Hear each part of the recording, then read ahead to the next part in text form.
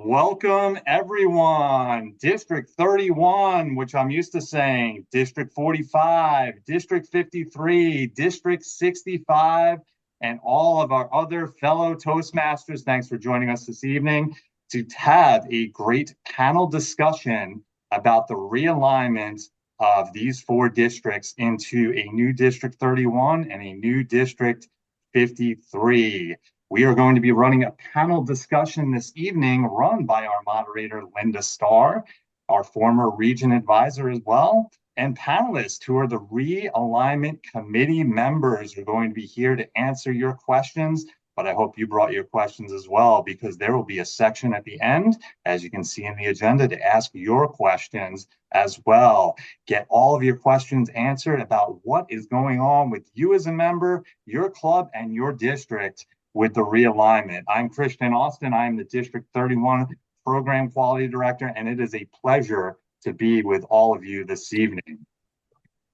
First and foremost, we are recording, so this is just a photo, video, and chat release disclaimer, so please take a look at it. In summary, if you do not want your image to appear on the video, please do shut off your camera. If you do not want your name to appear, please do change your name as well. And be conscientious of what you put in the chat, because the chat does get recorded and it may be used in the future, likely not, but Toastmasters reserves the rights to be able to use videos, photos, and chats in the future. So please, if you're not comfortable with being recorded, turn your video off and blank your name out as well. I'd like to introduce some dignitaries that we have here today. Thank you so much for joining our panel discussion on the realignment.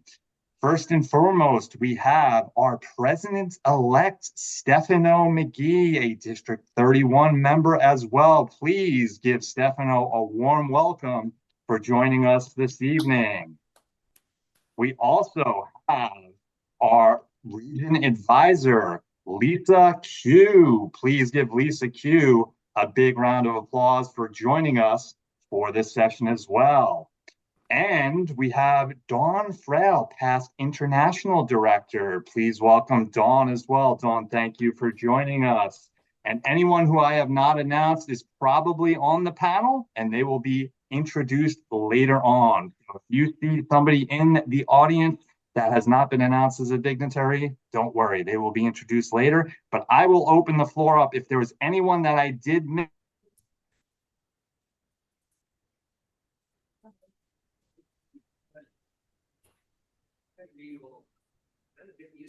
All right, hearing nobody else, I would like to thank all of our district leaders for joining us this evening as well. All the trios, the public relations managers, division and area directors from all of our districts who do the hard work to make our districts run. Thank you so much for that, and thank you for joining us. And last but not least, the most important of all of us, without our members, we don't have Toastmasters. So thank you, all members. You don't have to be an officer to make a contribution. We love that you joined us. I see many hearts here. Yes, we love our Toastmasters members. Thank you for joining us for this panel discussion.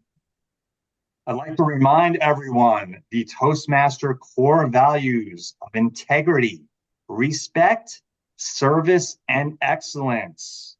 Why am I reminding you of that? Well, we should live this every day as a Toastmaster, but in particular for this panel discussion, please do keep all of these in mind with the questions you ask, what you put in the chat. We want to treat everyone with respect. We want to have integrity in everything that we do, including questions we ask, because we hold ourselves to a high level of excellence as Toastmasters. So please do keep this in mind as we go through the session this evening.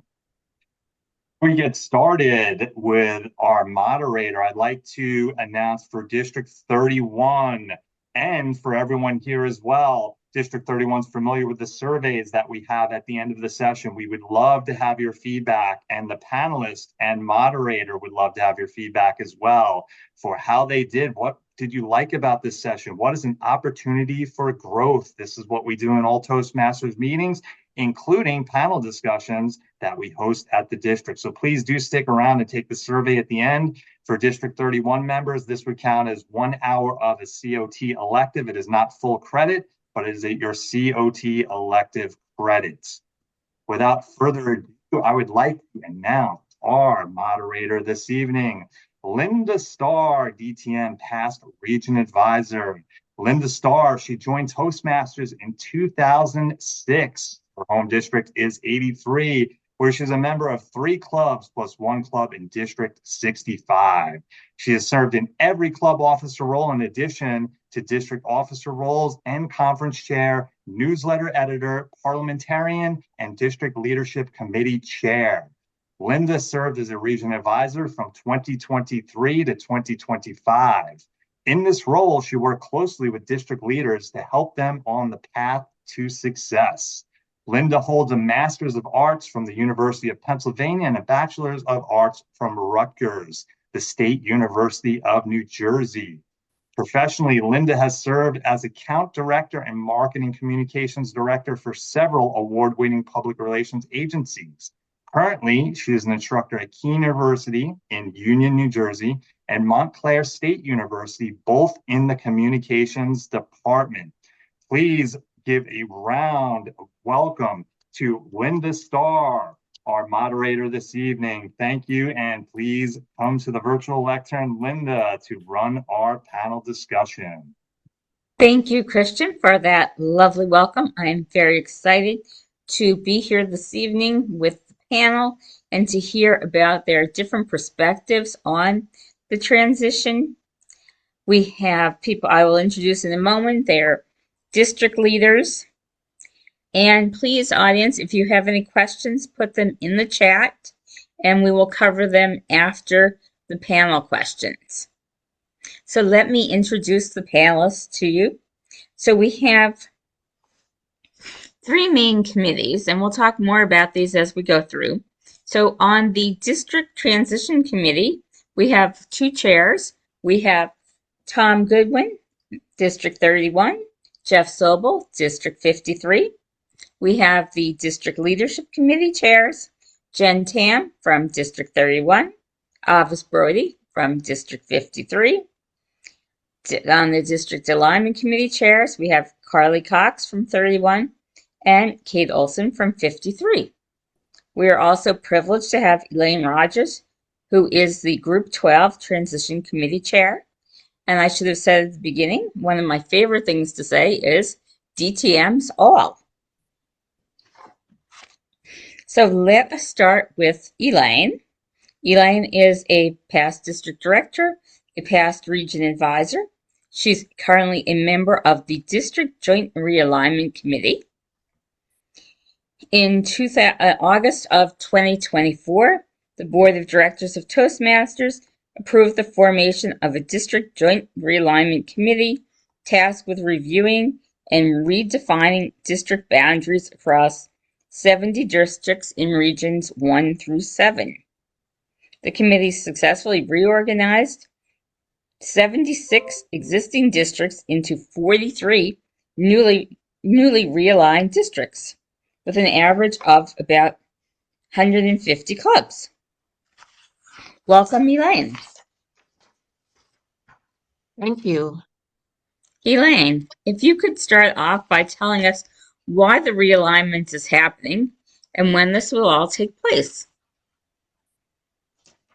Well, thank you, Madam Moderator, and welcome all. It's great to see, what is it, 114 people on this call. Welcome all. This is something that I have been living with for the last 2 years because I am not just on the committee, I am the group leader for Group 12. And your question had to do with why are we doing this realignment? Okay. Yes. Just some background for some of you who may not be aware of why the World Headquarters decided. They didn't just get up and say, okay, let's realign all the districts in regions 1 through 7. No, there was a reason. What they looked at is at the end of 2024 year, they looked at the number of clubs that we had in the world, and they realized that we had the same number of clubs 12 years previous. Well, I think we're not surprised at the fact that we haven't had the growth in terms of clubs in a few years. One of the things that happened was the pandemic. But also we noticed that there were way back in 12 years ago, there were 86 districts. Now there are over 130. So if you have the same number of clubs, but in a larger amount of districts, obviously it means that there are less clubs per district. And the basically what they felt was that districts with small number of clubs, especially less than 100 clubs, that they were having some difficulty sometimes in getting leadership, but it also was not perhaps the best use of funds for a district. So the board of directors uh, decided to raise the minimum number of clubs in a district from 60 to 100. And when they looked worldwide, they found out that there were a lot of districts that fell way below 100. And they felt that they needed to do something. And hence the realignment process started. And it's in two steps. First, we had to figure out how to realign the districts if we're talking about having stronger clubs with about 120 to 180 clubs within the district. I'm sorry, I said clubs, but I meant districts. To have stronger districts, that meant about 120 to 180, they felt was kind of the optimum number for a strong district. Well, since so many of the districts fell below that number, then we had to do something about it. And hence we started this realignment. And there's a couple of people that were involved in this group. See Carly and Angela Shoot. And I don't know if I missed anybody, but we basically took the 8 districts that we were charged with. We were charged with 8 districts, and we were to realign them into 5 or 6 districts. We ended up aligning them into 5 districts, and that's the background for this whole realignment. And of course, now we are in the transition phase. Thank you, Elaine. I think you covered some of my other question for you, but here's another question for you is what is the role of our current district leaders in the transitions, in the transition decision process, we'll say. That's Well, the role of I'm sure that the district directors know what their role is, but because initially we went to the district leaders and we said we need individuals for the various committees. We had, as you said, three committees. We had the alignment committee, the leadership committee, as well as a transition committee. So who are we going to get that's knowledgeable? We went to the district leaders. We say, please, can you give us people for those committees? And of course, we kind of annoyed some of them, but they were quite gracious in saying, okay, here are the people that we think that will help you. And we've really been very happy with the response that we've gotten from the district leaders. Now, when it comes to once these committees were set up, then they're operating on their own, but we're still asking the district leaders for information. How do you do this, especially like transition? What do you do here? And of course, we hopefully with things like this that we'll keep in contact with the district leaders to let them know what is going on.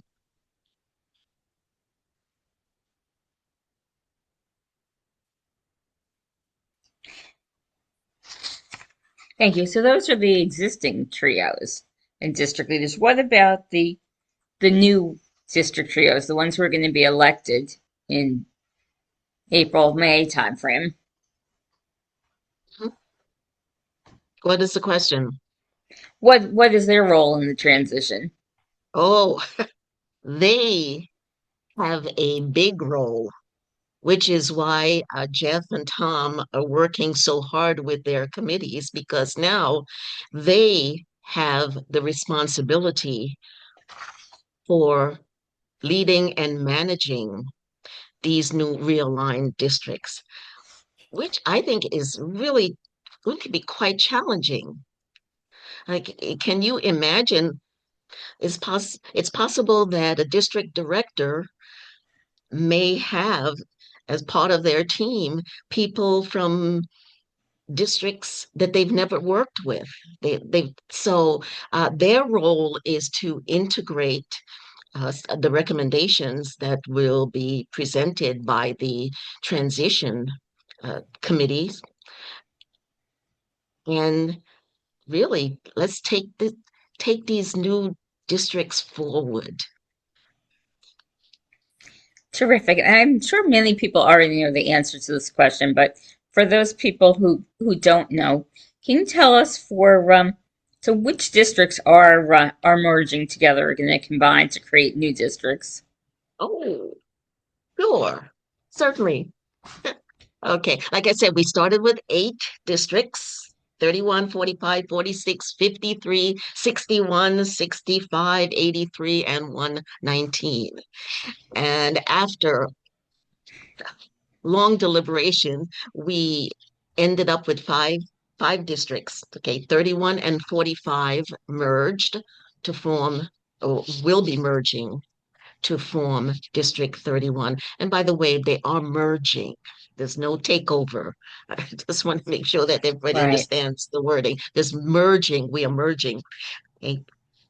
46 and 119 emerging to form District 46. 53 and 65 will become District 53. And District 83 will be merging with a county from Fairfield County, Connecticut, as well as some clubs from northern Westchester in New York to to form the new District 83. Now, you notice I said four, but I didn't mention one district, that's District 61, because District 61 was part of the 8 districts that we had charged for. But the whole committee decided that we would not make any changes to the boundaries of District 61. They just lost a club. We moved it into another district. Uh, One of the reasons being is that they already had over 160 clubs in their district. So they already met the basic. But in addition, we also said District 61 is unique in the sense that Quebec has a language requirement. So all of their events need to be bilingual, just by law. And we felt that they were handling it that quite well right now. So we would leave that alone. So that was the one district that we did not make any changes for, except for them losing that one club. Right. And just to go back a second to clarify, so Fairfield County, that was in District 53? or Yes, it's it was in currently in District. district. Yes, District 53, Connecticut. Yeah, And and that was merged. It will be merging with District 83. right, and then Westchester County that is currently part of 46. That's the, yes, northern part of District 46. So the new 83 will have. Okay. Yes. Oh, yes. Thank you about the. Can't forget. We did move Vermont, the state of Vermont. The clubs. Yeah, we moved. Yeah, the clubs in the state of Vermont. I say that. Right. We didn't move, State we of did not Vermont is move. still Yes, we right. didn't move the state. We just moved the clubs. Okay. Exactly. And all right, terrific. And then the question I'm sure that is on everyone's mind is how is this going to affect me and my club? Well, it means that you might be, as far as individual members are concerned, yeah, when you go to events, you might be seeing some different people, some new people coming in because of the merging. I don't see, to tell you the truth, if as a club member, it's not going to impact me per se, but you will when you're going maybe to area events. Division events, and certainly, excuse me, the conference. You'll see that you've now maybe definitely, um, it's a larger Hi. area for our districts. Yeah. Mhm. But I think it's exciting. I mean, yes, I understand that we've created some large districts in terms of areas. However, I I think it's also exciting to be able to meet new people from other districts. So I'm seeing that I think the synergy is going to benefit. First, it'll benefit the districts, but I think it'll also eventually benefit the club members. Yes, Toastmasters love to network, meet new people, have Mhm. opportunities to try new things. Yeah, I see Jackie put on there that yes, I understand. Yeah, there would definitely be concern because of the fact that our our area and division contests, must be in person. So it may mean um, a significant travel for some people. But I just want to just say one thing, and not to discount people's concern. And I know that Jeff knows this being the international director. Um, wait, I deal with a lot of other districts, like District 81, okay, which is okay, but District 81 has 29 nations, and some of them are islands, Yeah. and some of them, North America. Everybody has to fly to when coming to district conferences. So they're accustomed to, and they dealing with these these large distances. So it's not. I'm not saying that it's easy, but we're Toastmasters. We're quite resilient. Right. It's an international organization. I know there's other districts. I think it's Region 9 that has, 9 different time zones they have to deal with. Yes, So, yes. so luck on. Well, terrific. Thank you, Elaine.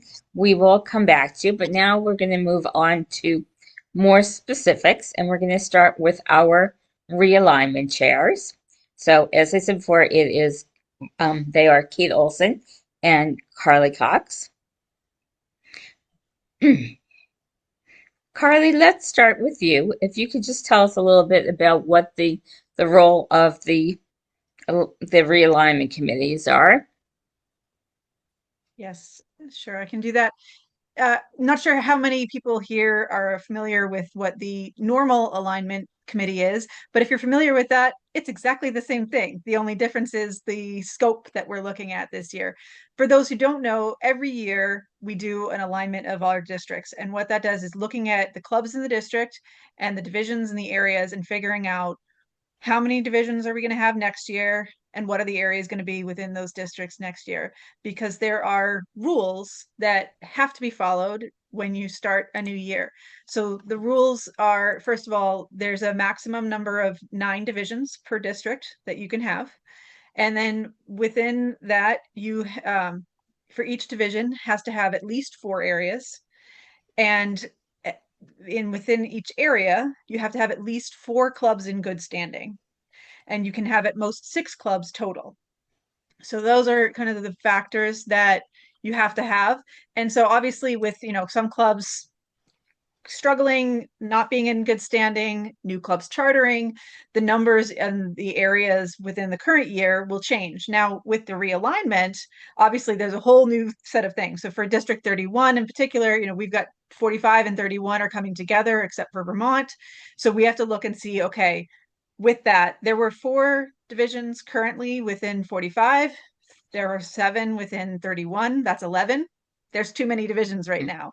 So we have to figure out how to get that to 9 or fewer, and then how to make sure that all those other rules are done. And more importantly than just following the rules, how to design areas and divisions that are going to lead to strength for the district going forward.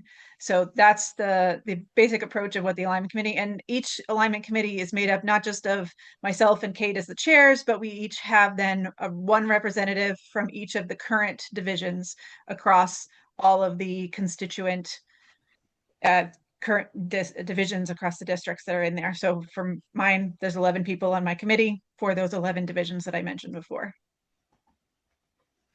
Great. And Kate, for the new District 53, how many divisions and areas will that district have?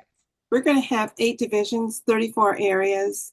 We're going to have, as of now, we have 2,477 members, which comprise of 157 clubs. That'll give us a lot of opportunities for leadership to support the clubs and the members. Terrific. Yeah. So you'll have more people who will want and will have the opportunity now to be area directors, because I know sometimes that's an issue for people. They want to do it, but they have to wait. Great. So Kate, all right, well, I think you answered how many clubs, so we got that already. All right. And the membership and the club, so we're good. So Carly, we'll send it back to you. I don't think you said how many clubs you're going to have in District 31. Yeah, so for District 31 next year, we're going to have 9 divisions. 2 of those will be in Canada and 7 in the United States. And then we have, in those 9 divisions, we have 44 areas. So each division will have 5, with one exception that'll have just 4.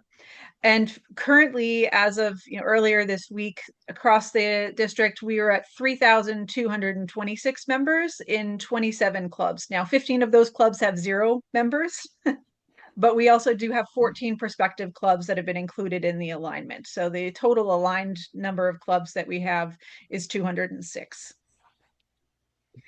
Terrific. And as always, the council, the district councils will vote on the alignments, vote to approve the alignments. Yes, so the alignments that are being put together and finalized this month will be shared with the transition district councils. So the district council members from all of the clubs that are part of the new districts to be, and they will be voted on in those transition business meetings, just like they would in a normal year. The only difference is it's in that transition business meeting instead of the individual district's business meeting. Right, yes, and we'll talk more about that in a few minutes. Terrific, thank you. So now we're going to move on to the district leadership committees. And as I said before, this is Avis, Brody, and Jen Tam are the chairs for that. Avis, could you tell us a little bit about what the DLC committee does? Sure, thank you, Linda. The purpose of the District Leadership Committee is to find qualified candidates for elected district office. That is district director, program quality director, club growth director, and division directors, one for each of the divisions. And you just heard how many that is. So it's quite a few people that we are looking for leadership. The DLC, the District Leadership Committee, is governed by Protocol 9.0, Article 11. And that's what the committee is all about. We look for those people who have the heart to be leaders, who apply and have the right qualifications as lined up as given by Toastmasters International. And if they have those qualifications, then we as a committee, and there are 10 people on my committee, as a committee, we interview each one of the candidates, and the committee votes on whether or not to put them forward as a candidate. I don't vote because I'm the chair, but the committee themselves does that. And we have our election coming up on April the 17th. This is, I'm talking about for District 53. And then you count backwards to when the information goes out to the district. So the people that will be in District 53 will be notified 4 weeks before the election who the slate of candidates is. It might be before then, but 4 weeks is the deadline. So by March 20th, they will know who the candidates are. And 2 weeks before that, we have to let the the chair of the election, and that is Matt Kinsey in our case, and the district directors know who those candidates are. And what we're going to be doing is having a candidate showcase where all of the members of the district can see who the candidates are, because they might not know them if they're not from the district that they were originally from. Does that make sense? So we'll have a candidate showcase where each candidate will be on screen answering questions for a brief period of time, and the members of the district can join in just like we're doing right now and meet the candidates. Does that answer your question? Did I leave anything out? No, I think that was a very thorough answer. Jen, how will the realignment affect district leadership positions going forward? So this will be for next year and beyond. Yeah, so as Avis said, we are here to vet out the elected candidates for next year. However, all of our elected candidates for next year will probably have their own team of members working for them under their team, whether it's a division director with area directors that are appointed. The division director has many appointed positions too: admin manager, finance manager, public relations manager. Currently in District 31, we elect ours, but next year we are doing the appointment of the public relations manager. As you heard earlier with Carly and Kate, we have a lot of area directors we need to appoint. So that is plenty of opportunities for any of our future leaders in our districts to grow and become a leader, in addition to the other appointed leaders, as we said. And then there's the 2 that are given, or 3, depending on how many districts are merging together. There's that 1 given position that Avis and I are in currently this year as IPDDs. So for all the merging districts, you will still have your IPDD. Even if you are merging multiple districts, you will have that many IPDDs for next year. So those people still have the opportunity to serve as the immediate past district director and guide and mold our future district leaders when advised upon. With that, we also have other stuff, and we are taking applications for those appointed roles right now, including myself. I had a few people that reached out and said, hey, I want to be part of that leadership team. I said, well, those are appointed roles, but I will take your application. So that way, it not only boosts the leadership for next year, but I have that list of members that are ready to step up for next year for our incoming district director, program quality director, club growth director, and division directors, because our division directors always needs area directors. Does that answer all of your questions? I think that's great. Yes, I think it's great actually to have the multiple IP Media Pass district directors, because those people definitely offer great guidance along with any of your past district op leaders. So I feel it, I think that's another benefit as well, that you're going to have this stable, for lack of a better word, this collection of great leaders who will be able to offer guidance and assistance of how things were done in the past. And while it's always good to have new ways of doing things, there's things that you can learn from the past. And I know one thing, I know Avis mentioned her business meeting. Our business meeting for District 31 is April 18th, for everyone's awareness, just to have us on the same page. Well, that'll be, is that the new District 31 or the old District 31? The new The April new 8th. District 31 will be April 3rd. Okay, perfect. All right. Would you like to Avis, know is there the anything else? DLC? Yeah, there was. I just jumped in because I'm dying to say that. I want everybody to know that this is the exact same process that has been going on for year after year after year. This DLC process is nothing new. For this year, it started back in the fall. It's not something we just decided on now. It started back in the fall, and we've been working on this. The committee was formed back then, and we've been working on this all along. The search for candidates has been on the district websites, at least in District 53, on the District 53 website.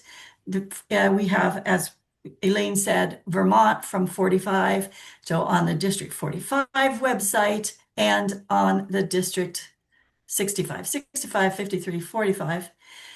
Since we only have one club from District 61, it was not posted on the District 61 website, but they are aware that they could apply for a position. On the website, in the newsletter, Facebook page, the word has gone out far and wide. And yeah, I think that covers it. Oh yeah, one other thing.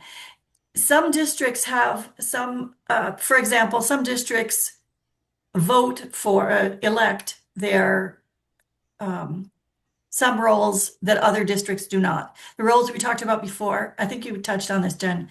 The roles that I mentioned before, they're all elected. They have to be elected. But some of the other roles, such as PRM, they could be elected or they could be appointed.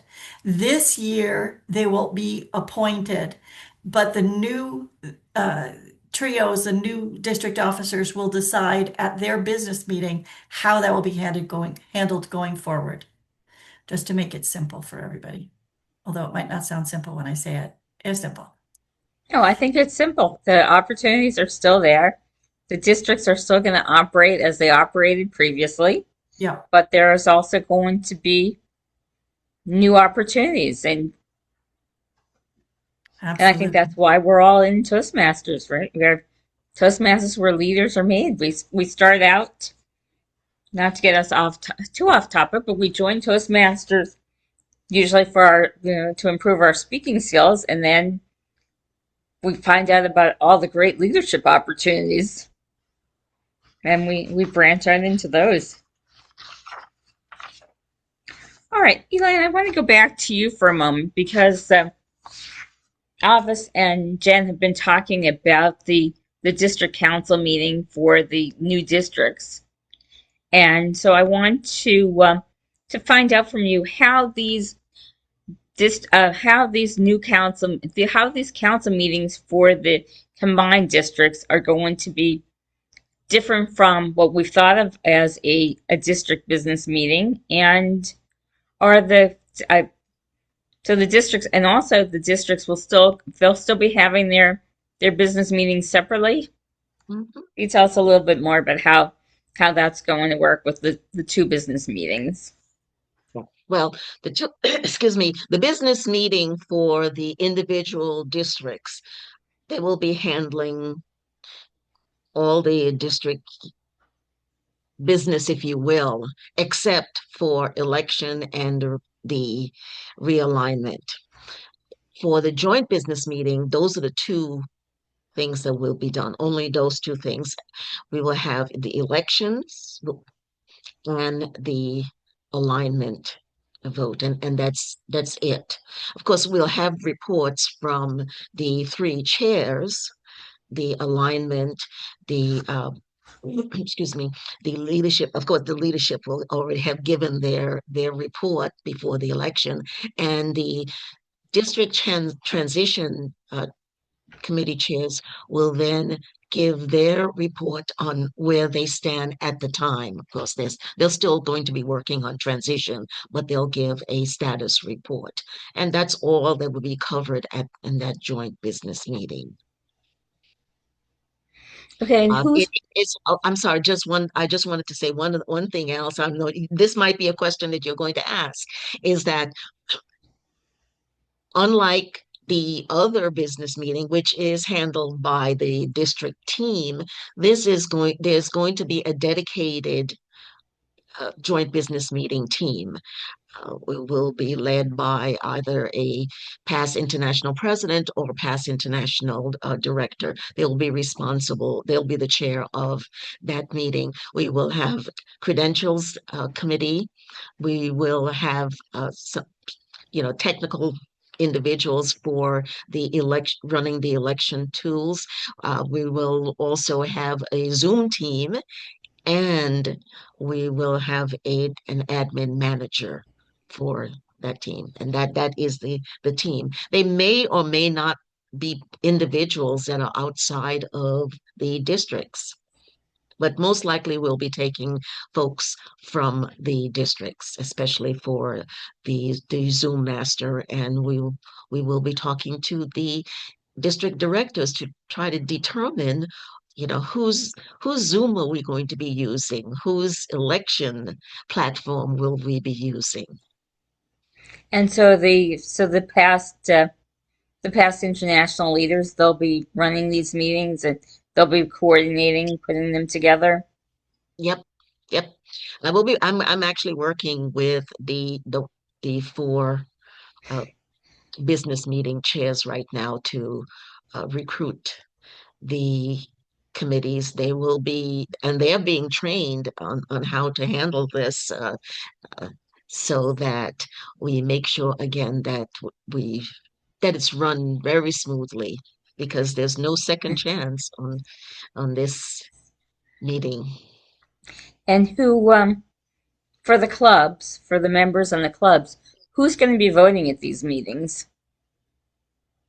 It will be the district council members for the new district. That's the presidents and vice presidents, as well as the DEC members. Now, when it comes to the DEC, that's a little more complicated. So we're probably going, because we might find that DEC members are going to two business meetings, so they'll have to decide on which meeting they want to vote on. But anyway, it will be the district council members that are voting for this. So it may be a different cast of character than the individual district meetings. Okay, so people may be a little confused on this, but so if the meetings are taking place in April, May timeframe, so for ours it'll be April, it sounds like, then these are people who are currently the officers, because we're not going to have elected. The clubs most likely will not have elect their 2026, 2027. As shocking as that sounds, like we're up to 2027. But anyhow, those people are not going to be probably not elected. So it's current presidents and now VP education. But yeah, I think the way to look at it is that the people who are now eligible to vote will be voting, but they may be voting in a, let's say, a different platform and in terms of the business meeting. So it doesn't change the individuals that are eligible to vote. That is still the VP of Education and the president and the DEC officers, but it may be that, someone from District 45 will be voting in the newly realigned District 31 joint business meeting. Got it. Thank you. All right. I think we all have a better understanding now of how that district council meeting will work. All right, good. Thank you, Elaine. We're going to move on now to the transition chairs, Tom and Jeff. Jeff, if you could tell us what exactly is the transition committee? Aren't all the people on this panel, aren't they all part of the transition committee? In a way, yes, we're all involved in the transition, but we all have our roles to play. The district alignment committee is focused on figuring out where the lines are going to be drawn within each district for how clubs shake out into areas and divisions. The district leadership committee is focused on identifying candidates for the elected leadership roles in each of these new districts. And the transition committee has quite a different job. I think you could look at it as the glue that's going to bind the new districts together. We're focused on a number of different aspects of district life, different culture, if you will, district culture, if you will. And I'll read the list off here because I have it in front of me. I do not have it memorized, as much as that might surprise some people. Shocking. Yeah. Technology and websites, recognition programs and incentives, finance and assets, public relations, and events and operations. Now, those are very broad categories that encompass, in general, how a district is structured, how a district operates.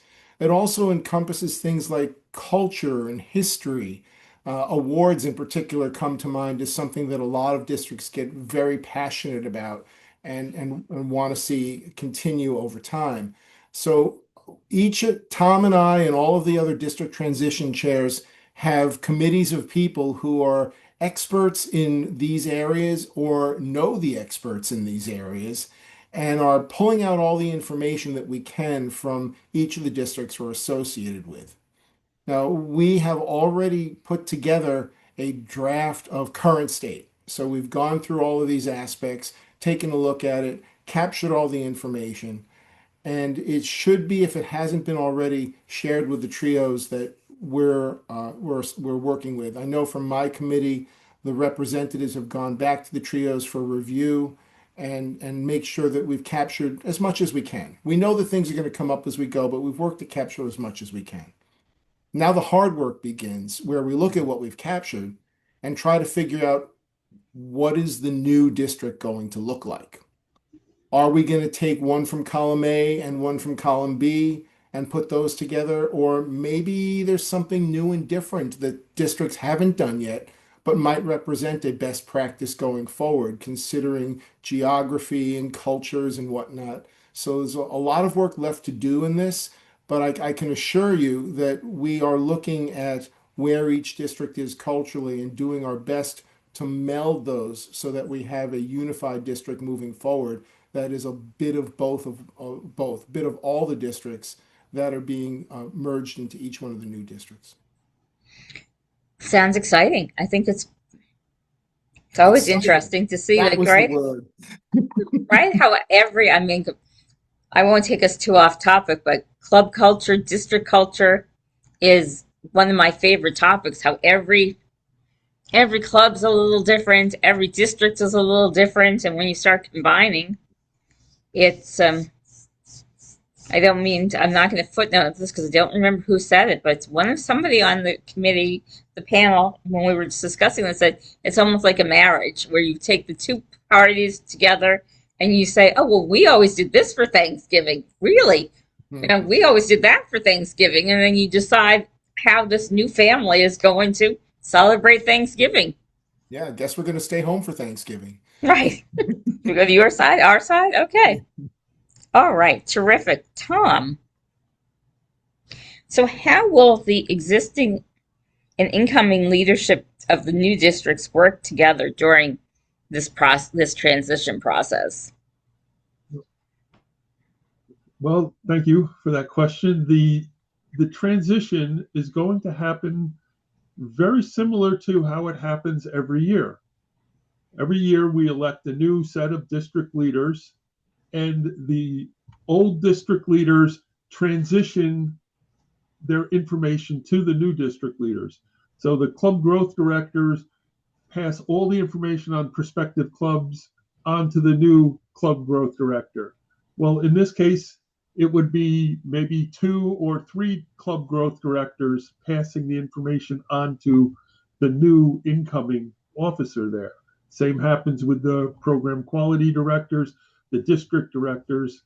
It'll be a little unique in that for the next year, we will have 2 past immediate past district directors in some cases.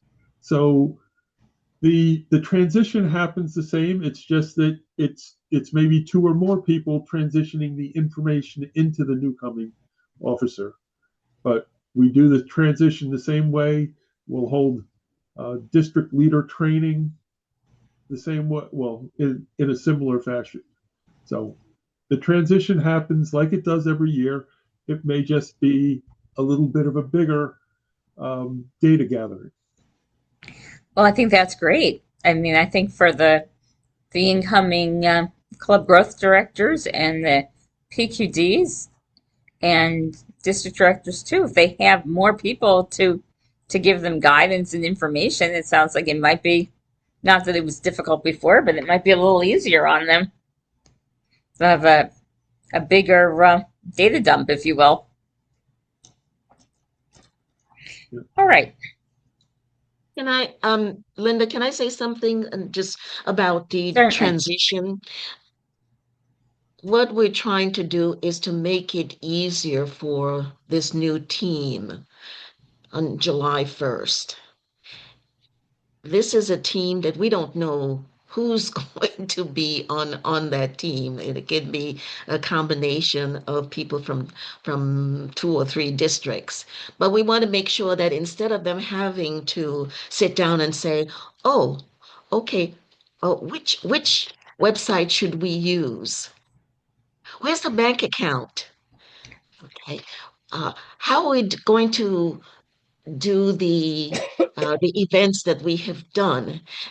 It's to help to think about that. That's what the transition committee is doing. They're sitting down, collecting all of the information, and they're going to be making recommendations so that that new team, then when they walk in, then they already have a blueprint and they don't have to spend the time on trying to figure out which one do we use. That's why they are so important. What they're doing is absolutely important, especially in terms of those recommendations. So I just wanted to add that because they are spending a lot of time collecting information, and then the next step is the recommendation.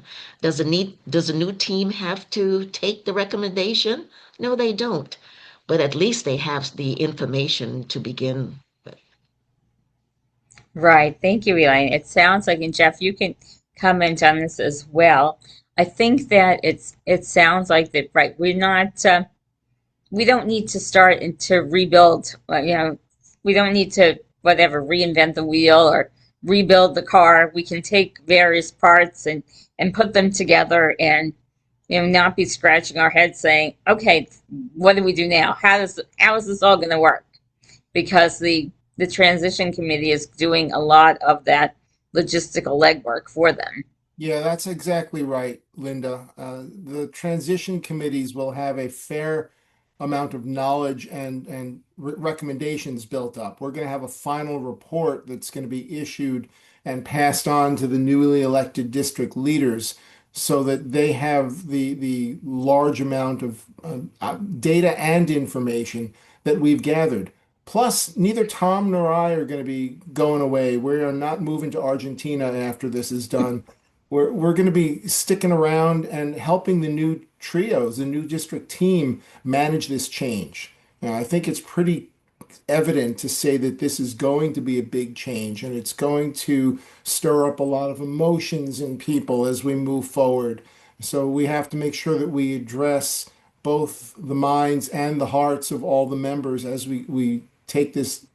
I'll call it a bold step because it really is a bold step in unifying what may be different cultures into one new one. It is a big challenge, and I know that we've got a bunch of good, from what I hear, I hear we've got a bunch of good folks that are stepping into running for these positions that are well up to the task. Oh, I'm sure, because right. We, the people may be a little different from who would have run in the past because they weren't part of the same district, but Toastmasters has a great set of people, a great set of leaders who are willing to step up. So it should be a smooth transition. And as we were saying before, I think that whole idea of combining traditions, combining cultures is always can always be beneficial. Yeah, if I may, before we go on, I see Sarah Adair put a question in here about it sounds like this is going to be an increased workload over what people have seen in the past. From my experience, having been in the trio chairs and doing lots of other things for Toastmasters, I don't know if I'd say it's an increased workload. It's certainly you might have a larger span of control, but that's what your division and area directors are for.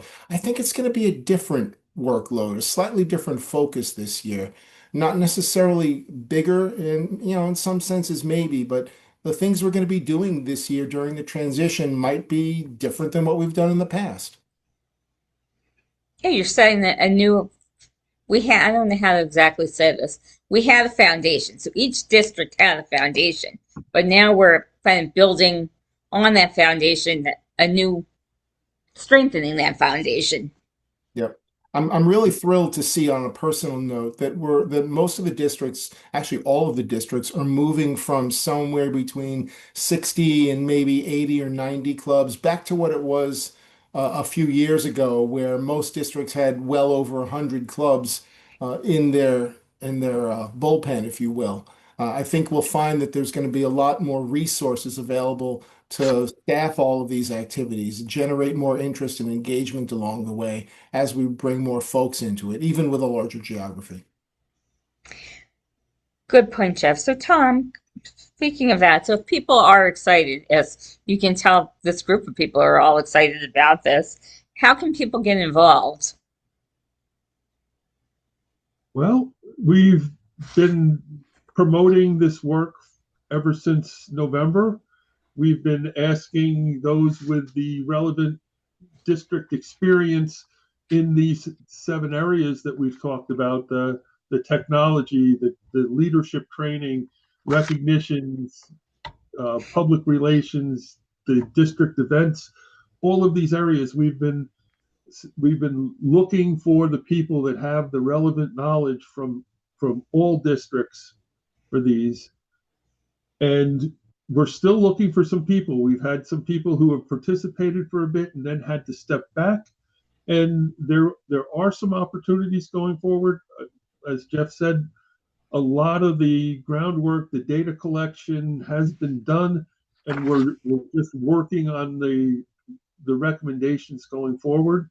But I would say reach out to myself if you're in the District 31 merger. If you're in the District 53, reach out to Jeff. Many hands make lighter work, so we're always looking and can use the help. I think it's important that we have the people with the relevant experience and knowledge in the areas that we're looking at these recommendations. So just if you're up for volunteering, just reach out to us.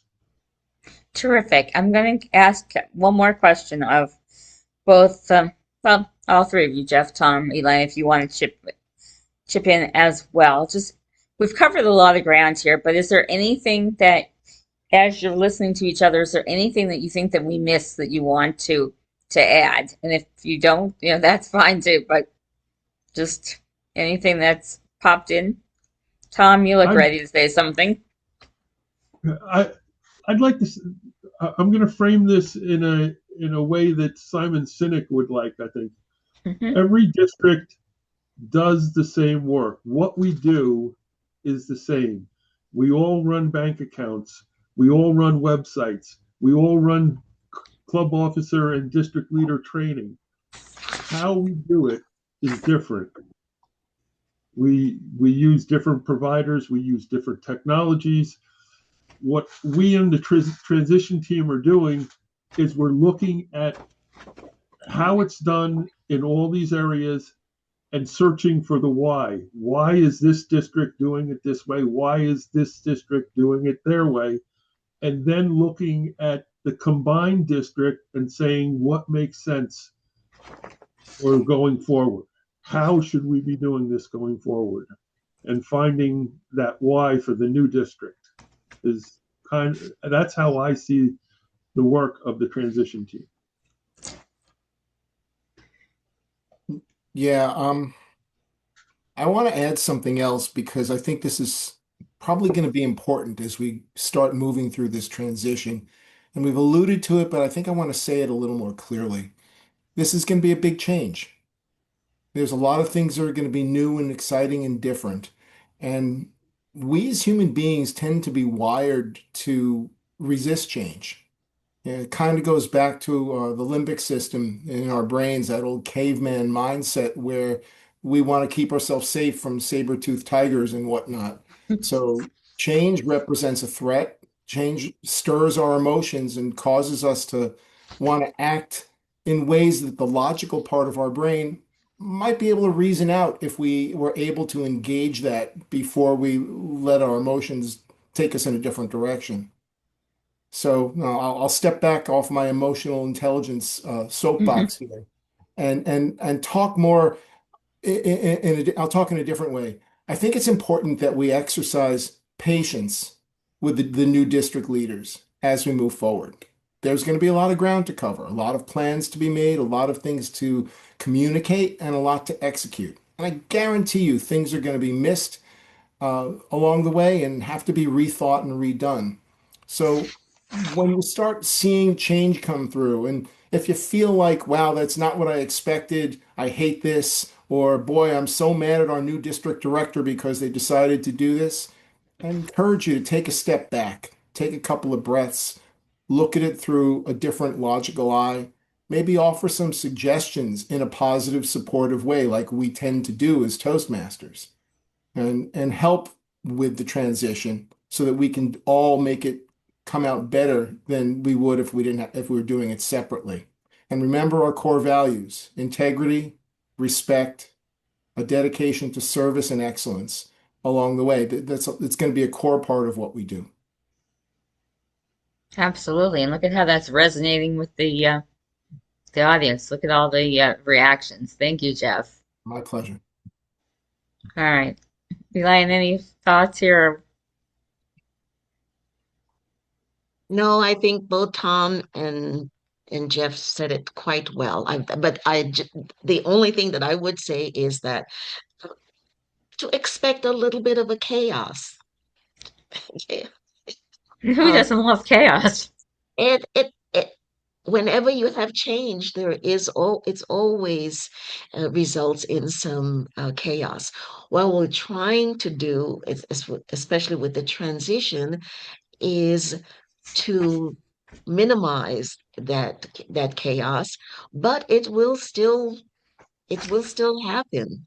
But I think if we look back a year from now, um, we will definitely get through it. It's always something. What the messy middle? Yes, yes. So Right. And a year from now, you're right. A year from now, people will say, wow, I can't believe we were upset. We were upset over this. It's great. Yep. I'm sure. Well, thank you for. I'm going to give Avis and Jen a chance as you've been sitting here listening and mulling over things. If there's anything that you wanted to add to the discussion about the DLC.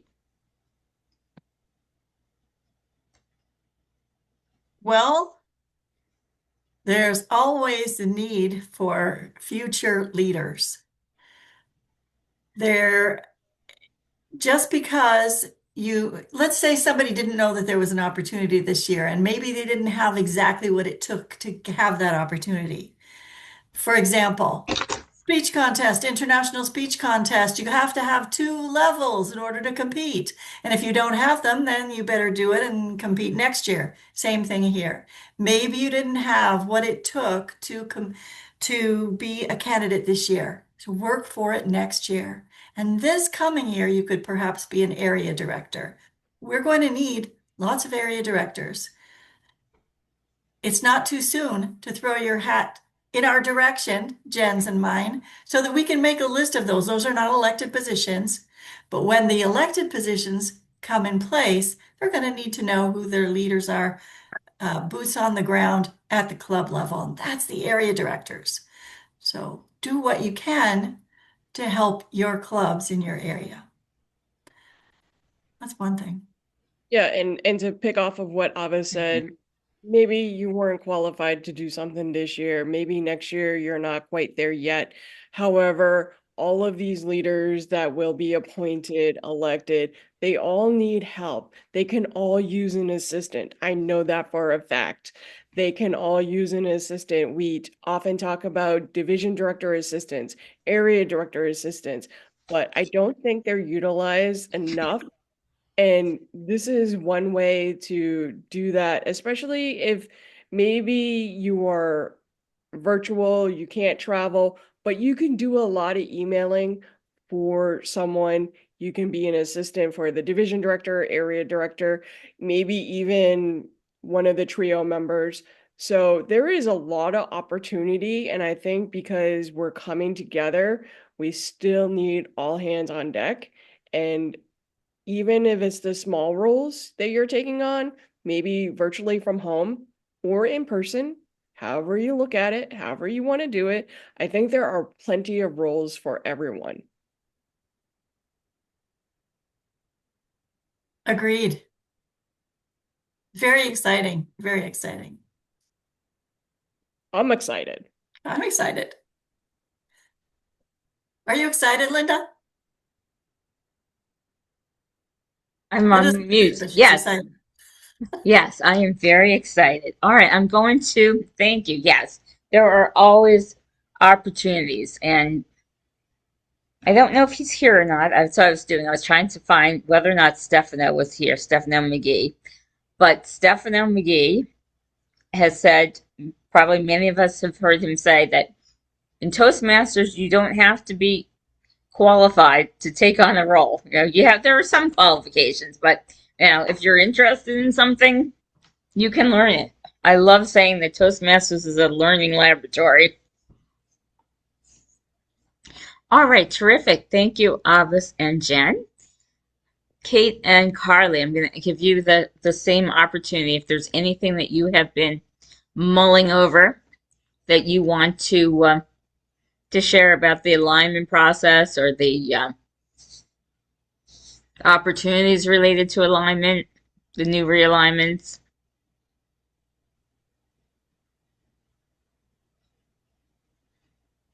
Kate, you want to go first? There's going to be a lot of changes in the alignments, particularly in District 65 going into 53. The changes in District 53, there's not too many changes, but just as they were saying, there's going to be a little bit of chaos, but once you get used to it, I think you're going to be okay. I'll build on that. I'd say that District 31 is going to have completely new alignment because we are, got all of 45, all of, most 45, all of 31. The letters are changing, the numbers are changing, the order of things are changing, which clubs are grouped together is changing. Everything's going to be different. So don't hold on to your current divisions and areas because I can guarantee you there's a 95% chance you won't have that same one next year. But what's not changing is that areas will still be aligned to, try to make it reasonable from a geography standpoint. Same with divisions. We're trying to keep it in mind, the travel restrictions as much as possible. And one of the things that we've really tried to do is to make sure that we're balancing the strength of the clubs, right? So that we have balanced areas that are going to be in a better shape going forward. So I know there's some questions in the chat that will speak to alignment. I'm not going to answer them right now because we'll let that go during the audience question times, but happy to answer those questions when we get to the audience questions. Speaking of which, I think that we are ready for that. So I see that there are many, many questions in the chat. I haven't really been watching all of them, but I'm going to turn it over to Tom Masiso from current PQD for District 45 and Christian Austin, PQD from District 31, who will help us to go through the chat. So hopefully we've answered a lot of your questions, but let's see what's happening. Hello, Tom.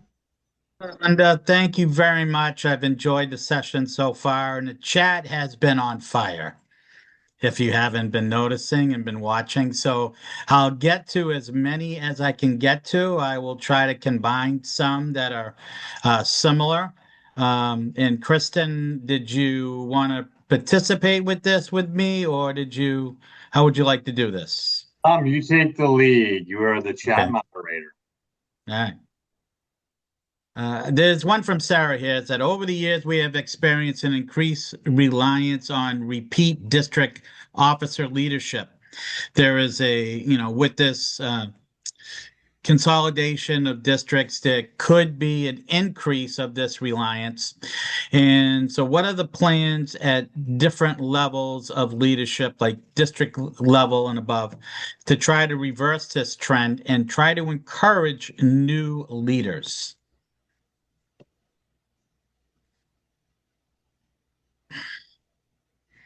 Well, I think we're always trying to encourage new leaders. I mean, I think, as I said, Toastmasters, our tagline is where leaders are made. So we're always looking to help to develop new leaders. Look at succession.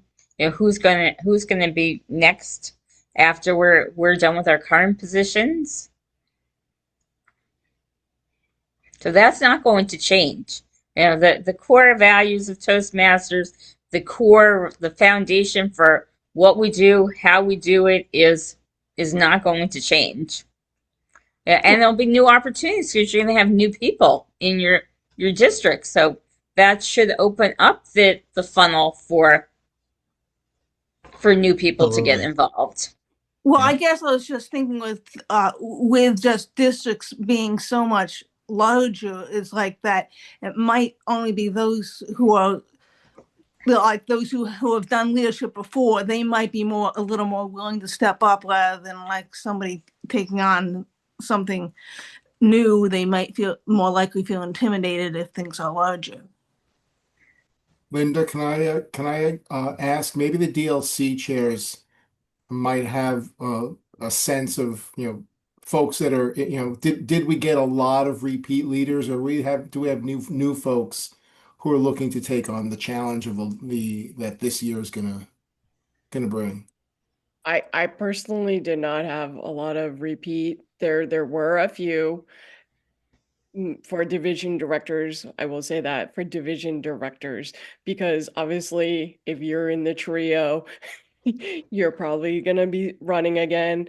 So that's obviously the repeats. But for division directors, I personally did not see any real repeats there. Okay. Avis, was that the same for you?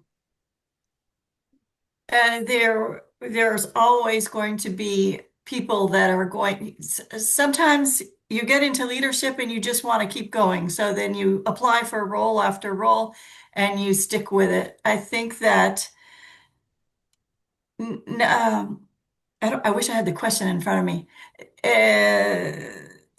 She said, how can we encourage new leaders? Yes. Yeah. Yes. Yeah. That trend does not need to be reversed, because if you look at Toastmasters as a whole, people are, as I said, leaders are going to keep being leaders. anybody has the opportunity to apply for any role as long as they're qualified. And we're not preventing anyone from applying. So start with your area director role. Be a club president, be an area director, move up through the leadership roles if that's what you want to do. And just keep trying. If you're not elected one year, sometimes somebody runs, two people will run for a role, one won't get it. Should we prevent them from running again next year? Of course not. They can continue to work. They can continue to put forward their talents and skills to help the district be the best it can be. Thank you, Avis. Moving on to the next question. My good friend Jackie Kessler from District 53 said some clubs have expressed concern regarding attending district events due to significantly larger geography, the travel distance, so to speak. How can we ease members' concerns about these longer commutes?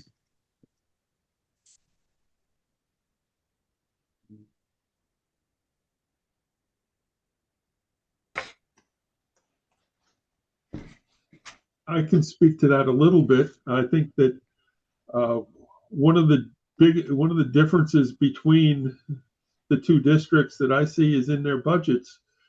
That just in this case, District 45, they allocate a much larger portion of their budget to travel expenses for the district leaders to move within the district than District 31 does. It's like I said, it's just going to be learning what the new geography is. And yes, you're going to have situations right now in District 31, any district event is within an hour and a half, 2-hour drive of every member. That's never been the case in District 45. Most district events are more than a 2 to 4 hour drive for most members. So it's a cultural difference, and with the new geography, it's just something that the districts are going to have to learn how to manage that geographical difference and what the new geography of the district is looking like. So again, it's not one culture, district culture overriding another. It's let's look at what the culture of the new district has to be to make this work. Yeah, it's interesting to mention the new culture and change and whatnot. Tom, you reminded me the first time I visited District 45 for a conference was in New Hampshire. And I remember running into people that had driven 13 hours to get to that district conference, which was normal for them. A lot of it has to do with what's normal now versus what the new normal may become. There are some districts in the US that have entire areas in an office building in a very densely populated metropolitan area. And folks within that area would complain about going outside their building to another building for club officer training. Now, that may be the degenerate case and seem very ridiculous, but it's kind of real. It's all a matter of perspective. For some people, as Jillian Sheldon, District Director for 65, put in, we don't have oceans to cross, or maybe just a state line. So there are no international borders to cross, which again, for some districts, is just normal operations. So again, a lot of what we're trying to do here is establish what the new normal is going to be for district operations. And yeah, it's going to affect club leaders and areas and divisions and all of that in the all the leaders within the district. It's just, I think that it's going to be a challenge, but as long as we keep an open mind to it and see the value in participating in Toastmasters and putting forth this effort, it's worthwhile. By the way, getting to that conference in New Hampshire took me 7 hours on the highway, and that weekend was one of the most memorable weekends in my life. I loved visiting District 45 and getting to meet all the folks there. Totally worth the time. Yeah, that's the types of things that we're looking at. The transition teams are looking at in terms of some districts will have a the conference in a central location. Some District 53, I believe, you rotate between different states different years, and 45, I believe, will rotate between U.S. Canada. So there's many different ways to slice and dice that. Jackie, did you have a comment, or you want to? If you have another question, we'll hold it. But if you have a comment, go for it. Yeah, Tom, when you said that one district, when they are used to there being more travel, they make sure to budget for it appropriately. My eyes just went boom, because that's something that I just didn't think of, because it's an of course. And I'm wondering, as the transition teams put together recommendations, would it be possible, if this is not already on the list, would it be possible to include some tips, best practices, even, gosh, some messaging or talking points to help share the why and things, actionable steps that districts can do to help make this upcoming culture change, even easier and more palatable? It would be really appreciated. Yeah. When our recommendations come out, it's not going to be, we recommend the new district do it this way. It will have a tremendous amount of supporting information as to why that recommendation is there and what are all the factors that have led to it.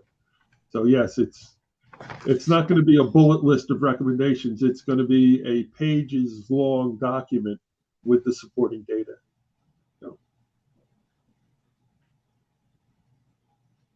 Oh, that was my next question, Jackie. So thank you for asking that. So I appreciate that. What a great PQD team we have, huh? All right. Going through the list now to make sure I pick up a different question.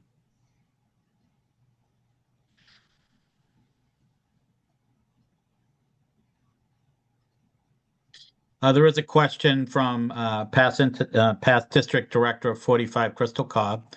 When can we expect to see the nominated candidates for the new District 31, and will it be shared with both District 31 and District 45 at the same time? So I'll take that, because I need to provide the current district directors for both 31 and 45 for 31 by next week. So a week from Saturday, I need to give them the names. Then 2 weeks after that, it will be released to the district council. At that point, we will probably need to work with everyone in terms of, if we want to do timing or whatnot, for the two district directors, they'll probably have to do that. I can't speak for them right now, but they'll probably be doing coordination if we can possibly. For me, I run our website, and that's where we normally post on the website via post email, right? I'll see if I can coordinate with our PRM for that, for District 45 with 31. But if you know the website and you're a webmaster, you know that it doesn't necessarily post as soon as you post it. So if I do 10 a.m., they do 10 a.m., it might be 11 a.m. for me, 1 p.m. for them. We can try to do our best in terms of staying there, but timeline, that's about tentative. Okay. Thank you very much, Jen. Looking through the chat, I'm not seeing. I think Elaine's going to chime in on something I said. Okay. Sorry, Elaine, didn't see that. Yeah, that's okay, Tom. I just wanted to just to amplify what Jen has said. For example, the DLC report for District 31, okay, will have to be posted on multiple districts' websites, because it's affect multiple districts are being affected. So it'll be on 31 and 45.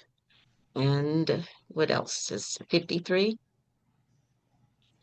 Just 31 and 45 for us. But 31 and 45. Okay, 53. 53 we'll have to post on 65, We 53 posted on 3 websites. So 45. we're going to try as much as possible, yeah, to put that information on multiple websites so that we don't miss anybody, especially for situations where one club is merging with a district.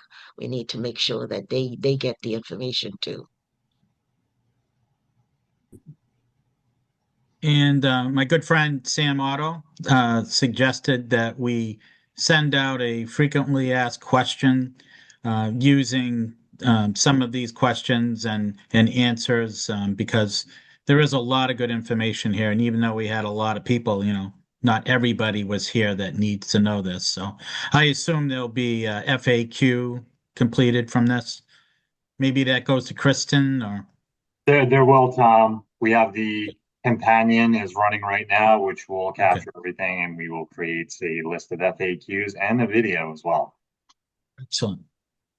Tom, you might have, I know there's a lot of stuff in the chat, but there was 3 questions around alignment. If I could ask and then answer those. So Carolyn Handy asked, when will we know our new area location and the other clubs in our area? So that would be similar to the answer that Jen gave around the DLC. So the alignments are being finalized over the next few days, and then they will be shared with the district directors of all the impacted districts, as well as the business chair, and then they'll go to the district councils in, within the next few weeks after that. So within the next 3 weeks at most, you will have the full alignment and able to review it. Similar to all past years, right? You can look it over. If you have questions, comments, concerns, there will be opportunities for you to provide that feedback. And then some of the other questions. So, Jackie asked around, well, what happens if the realignment is not accepted? Well, you don't just vote to not accept the realignment. Somebody would have to propose an amendment of what you wanted to change in there. So if somebody does have a major objection to the alignment, you propose an amendment, and then it gets voted on, and either the original alignment or the amendment, or sometimes multiple amendments will come and do that. And that also speaks to a little bit of the third question, which was from Sarah Adair. How will decisions be made in about the next month about the alignment when so much more information about which struggling clubs survive and prospective clubs charter will come in around April and May? So I'll talk about what the process I'm planning to follow for 31, and then Kate, if there's anything you want to add that that's different for you. So my plan is, within the next couple of days, the alignment proposal will be finalized. So we'll lock it in. We'll have that proposal. That's what will go to the district council. That will be the original proposal that will be voted on. However, the meeting's April 18th, right? So between April 1st and April 18th, my committee will be looking at who actually renewed, who is now fully paid in April, and therefore will be fully paid come June 30th. And if there are clubs that surprise us, right, that don't pay that we thought, we will be talking with the area directors and the division directors to try to figure out, is this just a timing issue, or is there, did something change between when we talked to you in January and February versus when we're talking to you now in April? Are there clubs there? If we see, we've tried to build the alignment to have risk mitigations in it, right? So if we have a club that is uncertain, we don't put them as one of the only 4 clubs in an area. We'll make sure that there's 5 clubs in that area so that there's some risk mitigation there. But if we find come that early April that we have less than 4 clubs in good standing, or at least clubs that we expect to be in good standing, then as an alignment committee, we will generate a proposed amendment to make adjustments to the alignment to address those concerns. And if that gets, approved in the April 18th meeting for us, then when it comes June 30th, if we still have, end up with not 4 clubs in good standing in the area, then per rule, we will have to propose some more changes that would then be approved by the new district executive committee by July 15th to make sure that all areas within the new alignment have at least 4 clubs in good standing at that time. So that's the process that we're planning to take. And that's, so we are limited because we're having to do this so early, right? Means we don't have perfect information, but we have a process in place to make amendments should they be needed. And that's our plans too for District 53. Yeah. And one other question that was coming up around sort of the size, one thing I wanted to just clarify is that even though we're going from like 11 divisions down to 9, the geographical size of each division is actually not significantly bigger than the current ones. When we look at it, they're actually not that big. So the only time where this whole question of the geography comes in is really at the district level. Area level, it's as small as your geographic distribution of clubs allows, right? If you're in a remote area where there aren't very many clubs close together, then your area will be bigger and your travel will be higher for area events. Similarly with the divisions, but it's not a significant difference in travel time within the divisions or the areas versus, what it is this year.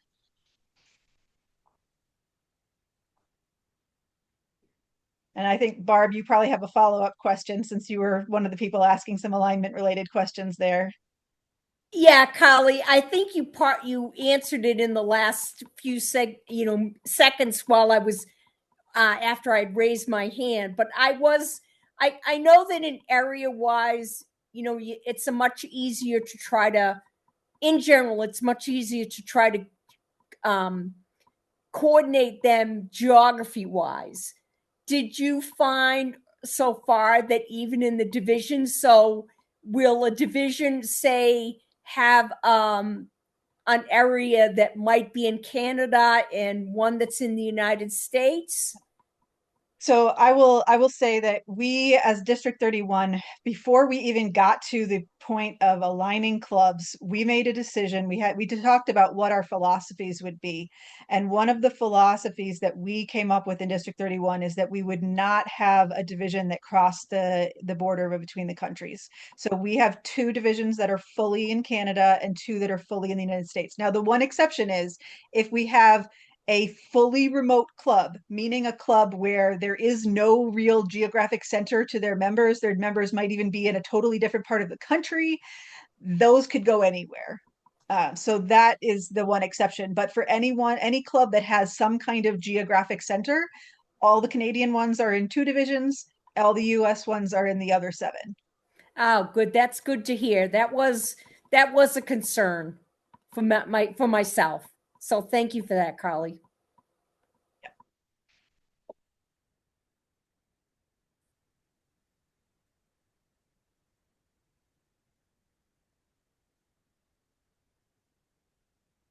I think that was all the alignment related questions that I saw in the chat.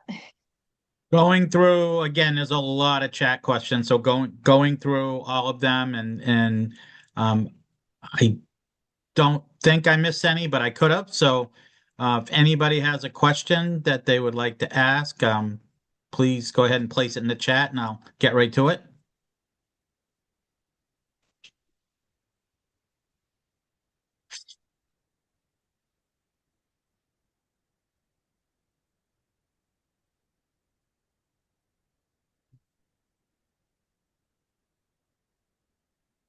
Will all members be invited to the District 31 DC meeting, even if they're not a voting member?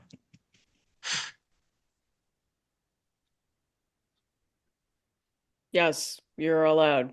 You just don't have a vote. Yep. Okay.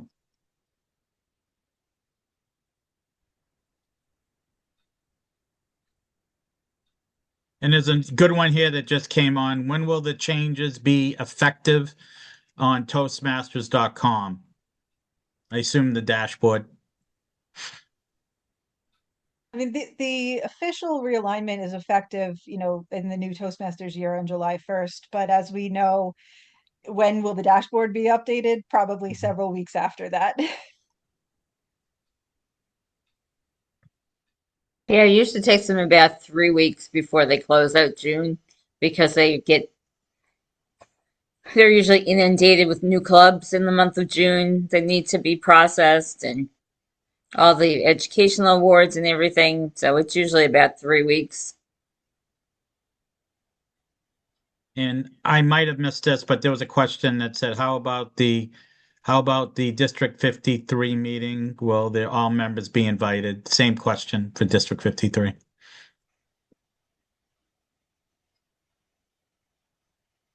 That goes for all the district, all the Okay. joint business, meetings. I thought so. Okay.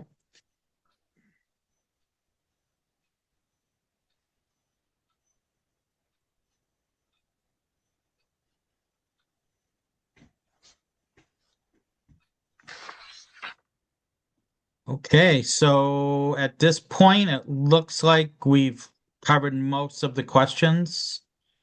So do I send it back to Kristen or Linda, or what should we do? Who has the lectern? I'll take it. I think there's a couple other questions that came in with the registrations that we might want to look at. So what is I think we actually covered this one, but let's look at this again. Maybe Avis or Jen, you can. How and when will appointed positions be determined? Well, that is a great question. And first of all, the appointments can't be made until the district director and team are elected. So therefore, it has to wait until after, first of all, after the election. And then there is a year to finish. So whoever is elected probably has a role that goes on until June 30th. So they can't spend all their time setting up the new district, only, well, let's say they'll be doubly busy working on the new district and their current role. So the answer to that is good question. Could be July, could be June.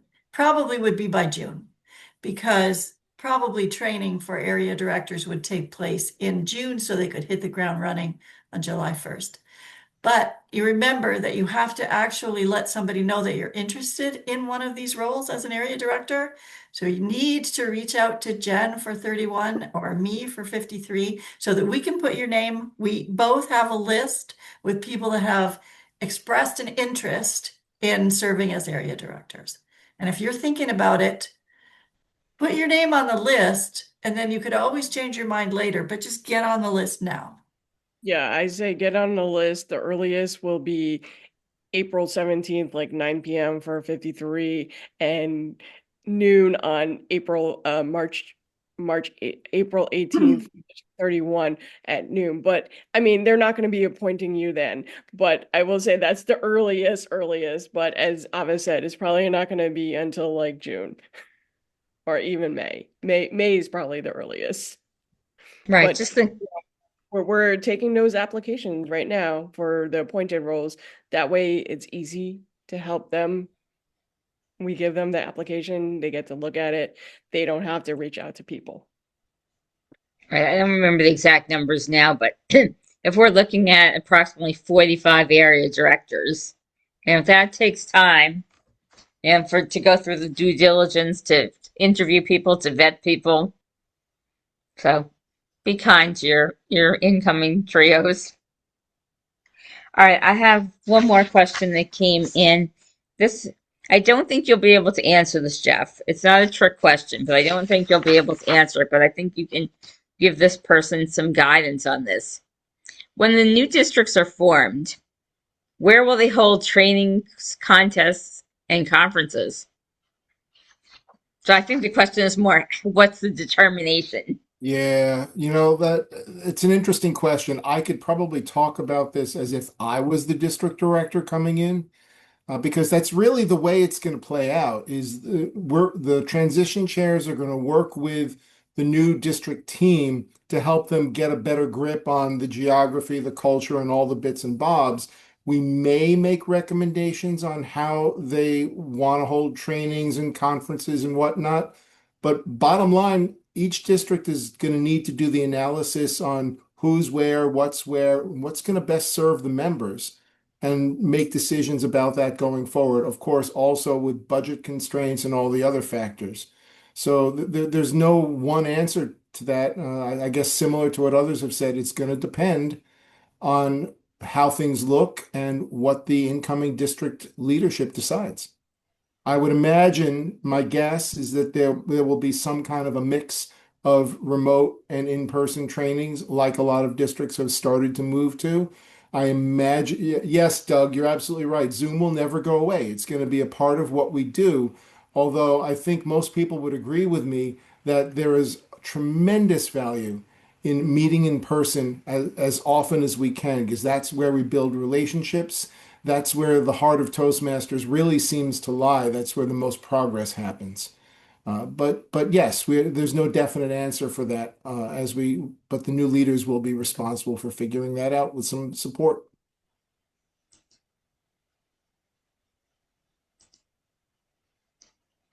Sounds good. All righty. Let's take a last call for questions. If anybody has anything that is just pressing on their minds. This is Trudy. I'm from District 45.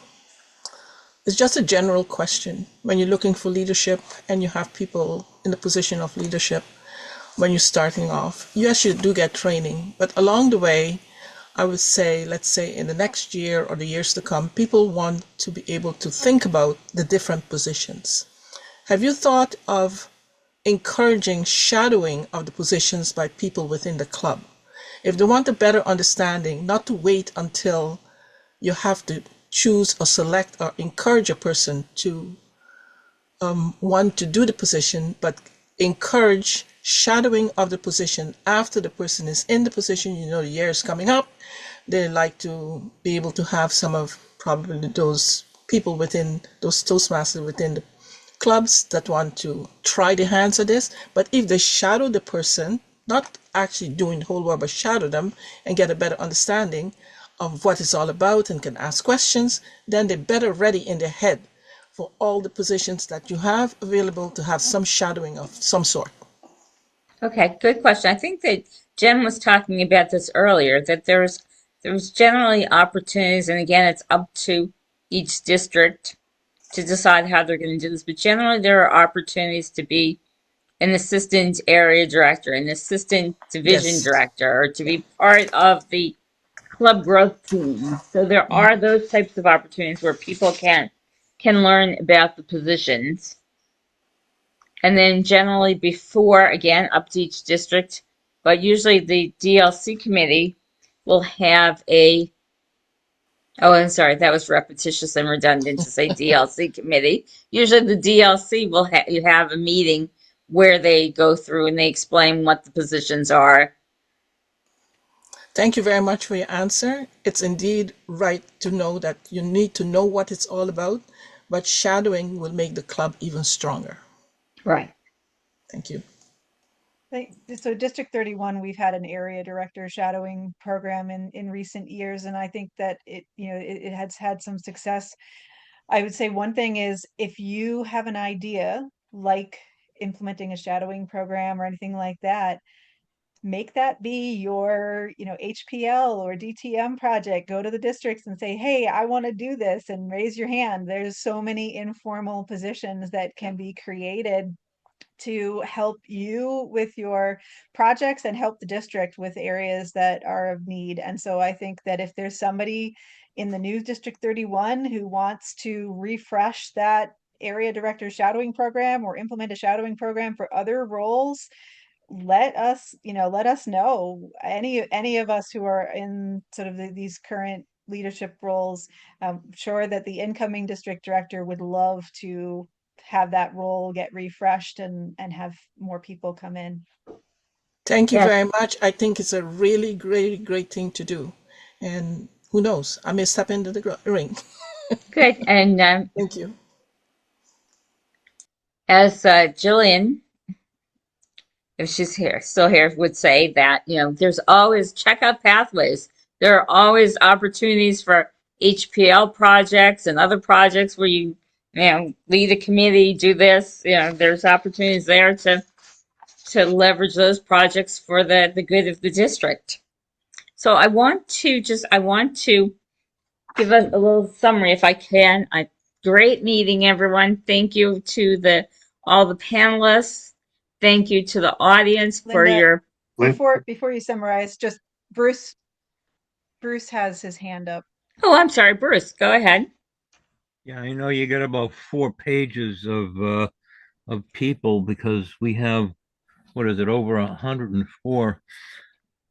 Can what we're doing tonight be prompted or say to be prompted by COVID, where a lot of clubs died because they didn't have the people to go to the meetings?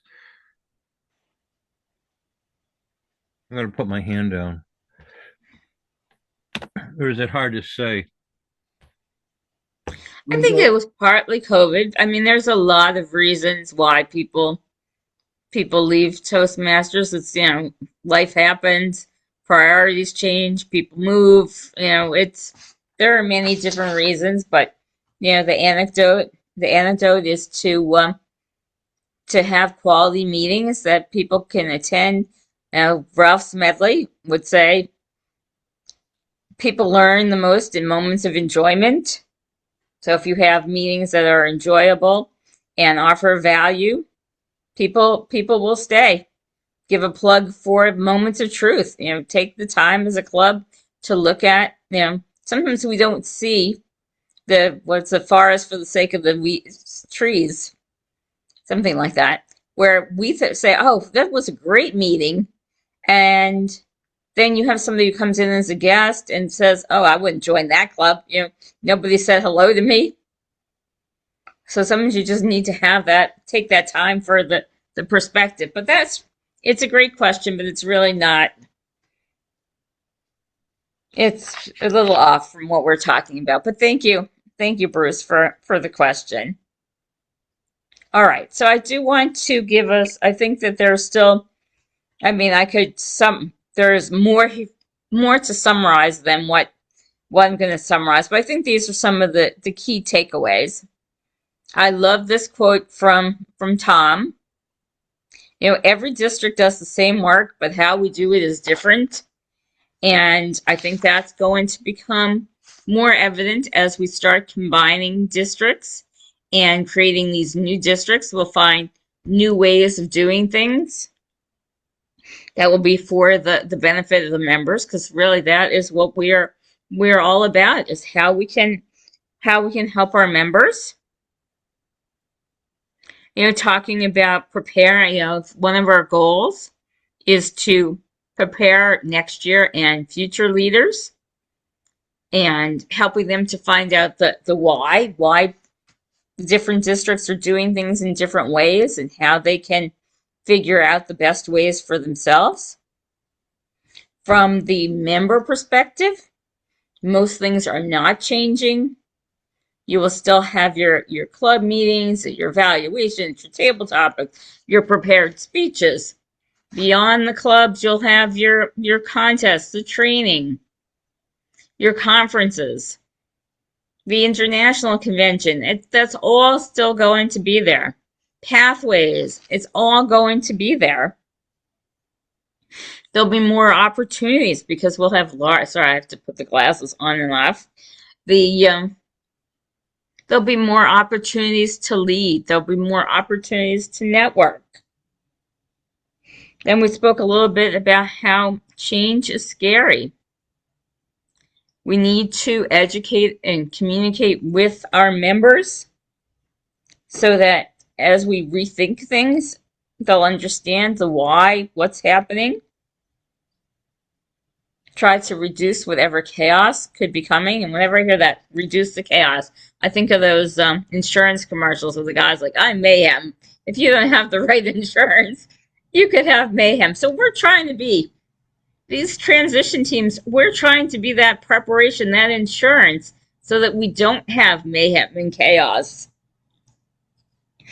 And plan. It's still, Toastmasters is going to enable us to plan our dreams. Where we can take roles as being an assistant be on a committee. Not going to change. And then finally, we had some suggestions that will come through that we will look at. I mean, we'll take care of in terms of coming up with FAQs and the transition team. So the alignment, all three, the alignment committee chair, the DLC chair, and the transition chair will all be presenting at the combined new district council meetings. The transition team will have recommendations to help guide the incoming trios, quads, executive teams, whatever you call them in your districts. So I think that is everything that I have. I'm going to turn it back to Christian. Thank you so much, Linda. Let's give Linda and all of our panelists a big round of applause. Thank you so much for informing all of our districts about the realignment process, what to expect, and answering all of our questions. Change is hard, as we talked about before, but the first step to making things easier is communicate that information. We are a communication organization, and you've gotten the information about the realignment here that helps lower the barrier, the questions that we have, and makes things a lot easier when we are fully informed. So thank you all for joining us for this panel discussion this evening. Before you do leave, please do fill out the survey, which I am going to post in the chat now. We do want your feedback on this session. As in all Toastmasters meetings, we do want feedback and evaluation and any recommendations you have for more events or events similar to this in the future, all in the survey. And for District 31 members, this will count as a COT elective, as we say. 1 hour of training. Please do fill out the survey. That will be your attendance log. But everyone, please do give us feedback in that survey. Thank you so much for joining us. I did hear the in-person talk from Jeff about these in-person meetings. Zoom's not going away. And then I saw Jen nod her head up and down. D31's back all right was her slogan as our district director. We do, in fact, have a District 31 in-person event on Saturday. If you would like to join us, it is Storytelling 103. Peak in the moment, managing emotions to effectively deliver your message. So if you want to get there in person with some District 31 members, please do visit our District 31 webpage to find out more information about that. There's also a virtual option as well, and we have some judging training going on as well. We want to welcome all of you into District 31. If you would like to join us, so do visit our webpage. But most importantly, a warm thanks again for joining District 31, all of our panelists and our moderator, Linda Starr, this evening for a fantastic panel discussion. And I wish all of you a great rest of your evening and a fantastic upcoming year, 2026, 2027, as Linda said. It's hard to believe we are approaching that year. Good night, everyone. Hope you have a great evening and stay safe. Good night. Thank you. Right. Okay. Thank Good night, you. everyone. Thanks for being here. Thank you. Bye. Linda. Thank you, everyone. Night.